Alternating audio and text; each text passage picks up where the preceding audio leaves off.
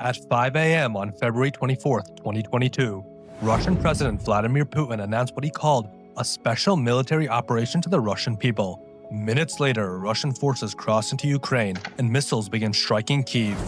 75 days prior, on December 12, 2021, Vladimir Putin sat down in his palace and eagerly turned on Sky Sports F1.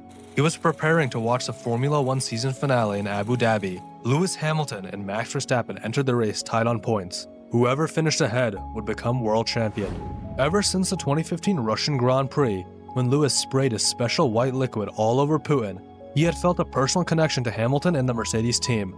So that night, he put on his Mercedes hat, sat forward on the couch, and waited for the lights to go out. At the same time, hundreds of miles away in Ukraine, President Volodymyr Zelensky was also getting ready to watch the race. But unlike Putin, he was rooting for Max Verstappen. He wanted the underdog to win and Mercedes' long reign to finally end. When Verstappen took pole position the day before, Zelensky was ecstatic. In fact, he even sent Putin a message that simply read "suck it" with the middle finger emoji. Putin left him on red. As the race went on, Hamilton began pulling further and further ahead. With 5 laps to go, he held a comfortable 10-second lead to Verstappen, and the championship seemed decided. Then Zelensky's phone buzzed. Putin had finally replied, "Loser." Zelensky felt hopeless, but then suddenly, Nicholas Gotifi crashed into the barriers, bringing out the safety car.